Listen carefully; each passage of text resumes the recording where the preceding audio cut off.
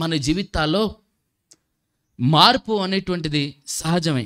అప్పటికప్పుడు ధనవంతులుగా ఉన్నవారు ఒక్కసారిగా కుప్పకూలిపోయినటువంటి వ్యక్తులు కనబడతారు. ఏదో ఎందుకండి, నిన్నటిది నన్ను ఒక న్యూస్ చూశాను. బైజూస్ అనేటువంటిది ఇప్పుడున్న యవనస్తులకి లేదా చిన్నపిల్లలకి బాగా తెలుసు. ఏంటిదంటే ఆన్లైన్ క్లాసులు ప్రారంభించినప్పుడు బైజూస్ అనేటువంటి ఒక యాప్ వచ్చింది. ఆ యాప్ ఏం చేసిద్దంటే చిన్నపిల్లలకి, యవనస్తులు, 10th క్లాస్, ఇంటర్మీడియట్ వారందరికీ కూడా చదువు ఎలా బాగా చదువుకోవాలి, లేకపోతే క్లాసెస్ ఎలా బాగా అర్థం చేసుకోవాలనటానికి వారు కొంచెం మంచి తరహాలో కొన్ని వీడియోస్ని అప్లోడ్ చేయటం, మంచి ఫ్యాకల్టీని తీసుకొని మంచి ఎగ్జామ్స్ కండక్ట్ చేసి పిల్లలందరికీ మేలుకరంగా ఉండటానికి ఒక యాప్ని తయారు చేశారు. అది బాగా క్లిక్ అవటంతో ఇంచుమించు 1400 కోట్ల రూపాయల ఆదాయాన్ని ఇచ్చింది. 1 కోటి కాదు, 2 కోట్లు కాదు, 1 లక్ష 2 లక్షలు కాదు, 1400 కోట్లు ఆదాయాన్ని మీరు అనుగ్రహించిందంటే మీరు ఆలోచన చేయండి ఎంత బాగా క్లిక్ అయిందో. అయితే నిన్నటి దినాన్న ఆ న్యూస్ చూసినప్పుడు ఏ వ్యక్తి అయితే ఈ యాప్ని కనిపెట్టాడో ఆయనకి 1400 కోట్ల రూపాయలు ఉన్నాయంట. అయితే నిన్నటి దినాన్న ఇంకొక లిస్ట్ బయట పెట్టారు. ఏంటిదంటే 2023 సంవత్సరంలో ఈయన దగ్గర 1400 కోట్ల రూపాయలు ఉన్నాయి. ఈ 2024 సంవత్సరంలో అది 2000 కోట్లు లేకపోతే 4000 కోట్లు అవ్వాలంట. కానీ నిన్నటి దినాన్న తెలిసిన సమాచారం ఏంటిదంటే 1400 కోట్లలో 0 మిగిలిందంట. 1,00,000 కాదు, 2 లక్షలు కాదు, పోయింది 1000 కోట్లు కాదు, పోయింది 400 కోట్లు కాదు, మొత్తం పోయి ఇప్పుడు ఆయన దగ్గర 0 అంటే 0నే. ఆయన బ్యాంకు బ్యాలెన్స్ 0కి పడిపోయిందంట. ఇదే వ్యక్తి, ఒక వ్యక్తి 1400 కోట్ల రూపాయలకు అధిపతి, ఒక్క క్షణములో, ఒక్క సంవత్సరంలో, ఒక్క నెలలో 0 అంటే 0. ఇప్పుడు 10,000 సంపాదించేవాడు ఆయనకంటే ధనికుడు. నిజం, మీరు ఇంటికి వెళ్ళాక న్యూస్ చూడండి కావాలంటే. 0 అంటే 0నే. 20,000 సంపాదిస్తున్నా అంటే ఈయనకంటే గొప్ప ధనికుడు ఇప్పుడు ఆయన. ఒక్క సంవత్సరం పట్టలేదు ఆయన దిశ మారటానికి, ఆయన పరిస్థితి మారటానికి. ఏమీ లేని తనము నుండి 1400 కోట్ల రూపాయలు సంపాదించిన వ్యక్తి ఇప్పుడు మళ్ళీ 0కి పడిపోయాడు. కాబట్టి మార్పు అనేది సర్వసాధారణంగా మన జీవితాల్లో చూస్తాం. అప్పటికప్పుడే ధనవంతులుగా మారటం, అప్పటికప్పుడే పేదవారిగా మారటం.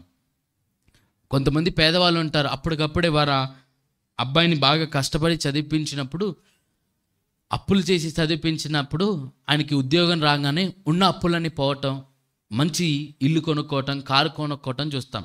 కొంతమంది బాగా వ్యాపారం చేసేటువంటి వారు సడన్గా కుప్పికోలిపోవటం, ఫ్యాక్టరీలో లాస్ అవటం, ఇలాంటి మార్పులు చేర్పులు అనేవన్నీ కూడా మనం సర్వసాధారణంగా చూస్తాం.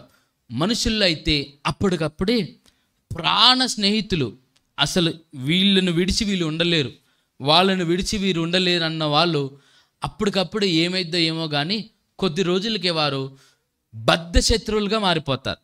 అసలు వీళ్ళంటే వాళ్ళకి పడదు, వాళ్ళంటే వీళ్ళకి పడదు, వీళ్ళని చూసి వాళ్ళు రారు, వాళ్ళని చూసి వీరు రారు. మనుషుల మధ్య, ధనము దగ్గర, ఆరోగ్యము దగ్గర అప్పటికప్పుడు ఆరోగ్యంగా ఉన్నటువంటి వ్యక్తులు సడన్గా హార్ట్ అటాక్ వచ్చి చనిపోవటం, సడన్గా హాస్పిటల్లో బారిన అవటం, ఇలా మార్పులు అనేటివి సర్వసాధారణంగా మన ప్రపంచంలో మనందరం చూస్తూ ఉంటాం. అలా బైబిల్ గ్రంథంలో కూడా చాలా చూస్తూ ఉన్నాం. అయితే వీటన్నిటికీ అతీతంగా మనం ఒక గొప్ప దేవుని కలిగి ఉన్నాం. ఆయన పేరే మార్పు లేనటువంటి దేవుడు. హల్లెలూయా. ఆయన ప్రేమలో, ఆయన కరుణలో, ఆయన జాలిలో, ఆయన దయలో, ఆయన కృపలో మార్పు అనేది లేదు. ఆయన ఒకసారి ప్రేమించాడు అనుకోండి, ఆయన ప్రేమలో మార్పు ఉండదు. మన ప్రేమలో మార్పు ఉంటుంది. కొన్నిసార్లు ఒక వ్యక్తి బాగా దీవించబడితే ఆయన ద్వారా మనకి ఏమైనా మేలు జరుగుతుందేమో అని సహజమేది. సర్వసాధారణంగా ఒక గొప్ప వ్యక్తి ఉంటే ఆయనను బట్టి మనకి ఏమైనా మేలు జరిగిద్దని దానిని బట్టి ప్రేమించే వారం ఉంటాం.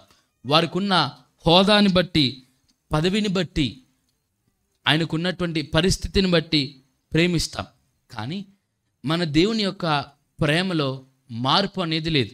భార్యాభర్తలు చూడండి, వివాహం అయినప్పుడు ఉండే ప్రేమకు, వివాహమైన ఒక 20 సంవత్సరాలకు, 30 సంవత్సరాలకు, 40 సంవత్సరాలకు ప్రేమ అనేది అలా ఉండదు. 20-30 సంవత్సరాలు ఎందుకు, సంవత్సరానికే ప్రేమలో మార్పు ఉంటుంది. మీరు వినుంటారు, ఇద్దరు భార్య భర్తలు నూతనంగా వివాహం అయినప్పుడు భార్యకి ఒకరోజు మైసూర్ పాక్ తినాలనిపించినప్పుడు, మీకు తెలుసు ఈ భర్త మైసూర్ పాక్ తినిపించాలి భార్యకని ఆలోచన చేసి పక్కనే ఉన్న స్వీట్ హౌస్కు, పక్కనే ఉన్న పుల్లారెడ్డికి, పక్కనే ఉన్న బిచ్చారెడ్డికి వెళ్ళకుండా ఏకంగా మైసూరుకే వెళ్ళి, మైసూర్ పాక్ అంటే మైసూర్లోనే ఫేమస్ కాబట్టి అక్కడ నుండి తెస్తే ఇంకా బాగుంటుంది అనేసి మైసూర్ పాక్ కోసం మైసూర్కి వెళ్ళి మైసూర్ పాక్ కొనుక్కొచ్చి భార్యకి ఇచ్చాడంట. కొద్ది రోజులకి మైసూర్ పాక్ అడిగితే, మైసూర్కి వెళ్ళి రావటం అంటే కష్టం కాబట్టి వేరే పక్క కొంచెం సికింద్రాబాద్ అక్కడ అయితే చాలా బాగా దొరుకుతుందని అక్కడికి వెళ్ళి తీసుకురావటం మొదలుపెట్టంట. మళ్ళీ అదే భార్య మళ్ళీ అదే మైసూర్ పాక్ అడిగితే, సికింద్రాబాద్ దాకా ఎవడు వెళ్తాడనేసి చందనార్కి వెళ్ళటం మొదలుపెట్టాడు.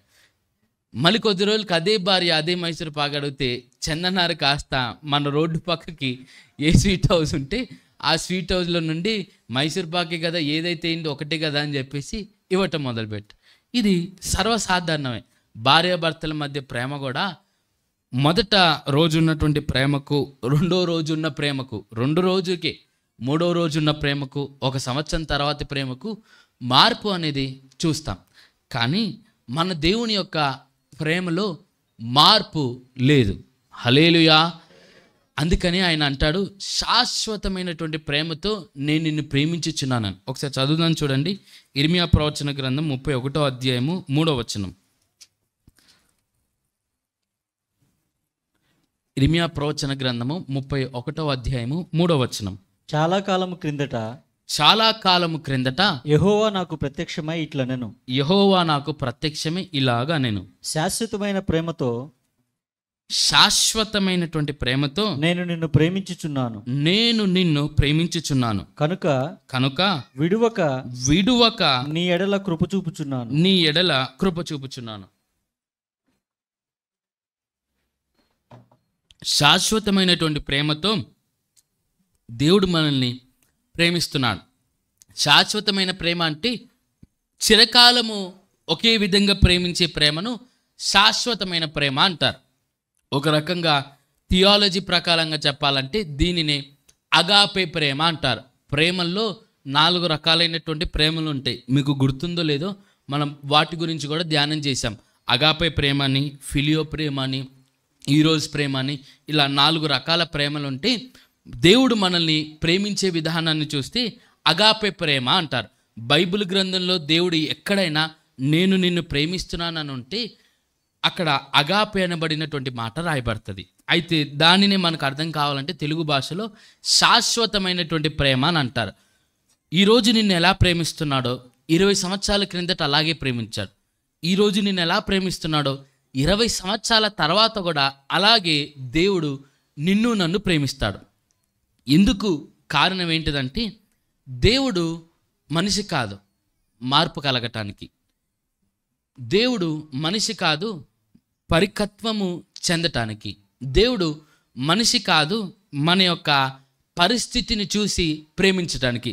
మనుషులైతే మనకున్న పలుకుబడిని బట్టి, పరిస్థితులను బట్టి ప్రేమిస్తారు. దేవుడు మన పరిస్థితులను బట్టి కాదు ప్రేమించింది. దేవుడు మనం ధనవంతులమయ్యామని ప్రేమించలేదు.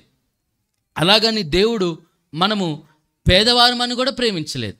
దేవుడు మనకు ఆరోగ్యం ఉందని ప్రేమించలేదు. అలాగని ఒకవేళ అనారోగ్యంగా ఉంటే మనం అనారోగ్యం బారిన పడ్డామని దేవుడు పాపం అనారోగ్యంగా ఉన్నారని అనారోగ్యాన్ని బట్టి కూడా ప్రేమించలేదు. పేదవారైతే అయ్యో పాపం పేదవారే వారిని కనికరిద్దామని పేదరికాన్ని బట్టి కూడా ప్రేమించలేదు. ధనవంతులు కదా, వారు ధనవంతులు కాబట్టి మనకు పనికొస్తారేమో అని ధనముంది కాబట్టి దేవుడు అలా కూడా ప్రేమించలేదు. ఆరోగ్యాన్ని బట్టి, హోదాని బట్టి, లేకపోతే స్థాయిని బట్టి, లేకపోతే పలుకుబడిని బట్టి వేటిని మనల్ని ప్రేమించలేదు. ఓ రకంగా మీకు చెప్పాలంటే దేవుడు మనలను మనలుగా ప్రేమించారు. మరొకసారి చెప్తాను, దేవుడు మనలను మనలుగా ప్రేమించాడు. నిన్నుగా నన్ను నన్నుగా ప్రేమించాడు. మనకు ఉన్న ఆరోగ్యాన్ని బట్టి కాదు, బలహీనతను బట్టి కాదు, మనకున్న ధనాన్ని బట్టి కాదు, పేదరికాన్ని బట్టి కాదు, మనకున్న మంచితనాన్ని బట్టి కాదు, లేకపోతే మనం ఒకప్పుడు పడిపోయామని కాదు, లేకపోతే మనకు ఉన్నటువంటి మంచి చెడులను దేని బట్టి మనం ప్రేమించలేదు. మనం ఏమై ఉన్నామో మనలుగా, నిన్నుగా, నన్నుగా దేవుడు ప్రేమించాడు. అందుకని ఈ ప్రేమలో మార్పు అనేది లేదు. హల్లెలూయా. ఇంకా బాగా మనం అర్థం చేసుకోవాలంటే దేవుడు మనము పిండమై ఉండగానే ప్రేమించాడు. పిండమై ఉన్నప్పుడు ఎవరు మనల్ని ప్రేమిస్తారండి? కావాలంటే తల్లి ప్రేమించొచ్చేమో తప్ప ఈ భూ ప్రపంచంలో మరెవ్వరు ప్రేమించలేరు, ఎందుకంటే కనపడం. కానీ మనము పిండముగా ఉన్నప్పుడు ఎలా ప్రేమించాడో, జన్మనిచ్చిన తర్వాత చంటి బిడ్డలుగా ఉన్నప్పుడు అదే రకంగా ప్రేమిస్తాడు. కొద్దిగా యవనస్తులుగా మారినప్పుడు అదే రకంగా ప్రేమిస్తాడు. కొద్దిగా మధ్య వయసు వచ్చినప్పుడు అదే రకంగా ప్రేమిస్తాడు. అందుకే చూస్తాం, ముదిమి వచ్చే వరకు కూడా మనము ముదిపితనములో కూడా, మన ముసలితనములో కూడా అదే రకంగా ప్రేమిస్తాడు. మనము పిండముగా ఉన్నప్పుడు ఏ ప్రేమను కనపరిచాడో, మనము ముసలివారమైనప్పుడు కూడా అదే ప్రేమతో ఆయన మనల్ని ప్రేమిస్తాడు.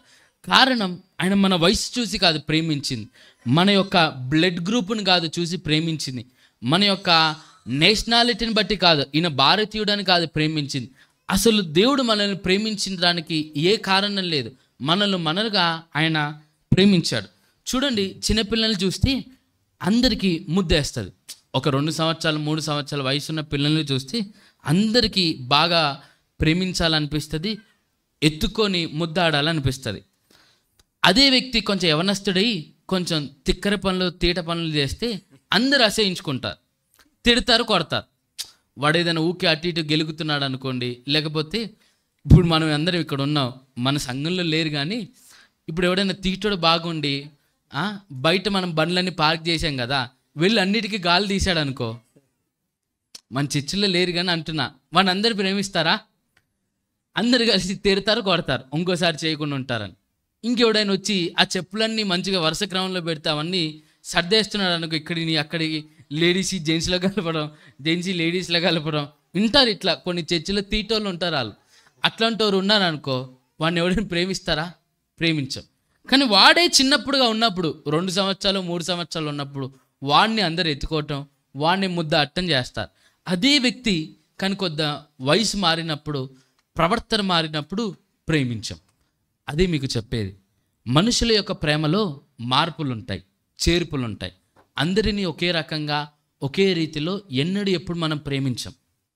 కానీ మన దేవుడు అదే రీతిగా ఎల్లప్పుడూ ఒకే రీతిలో ఒకే పద్ధతిలో ప్రేమిస్తున్నాడు. అది శాశ్వతమైనటువంటి ప్రేమ.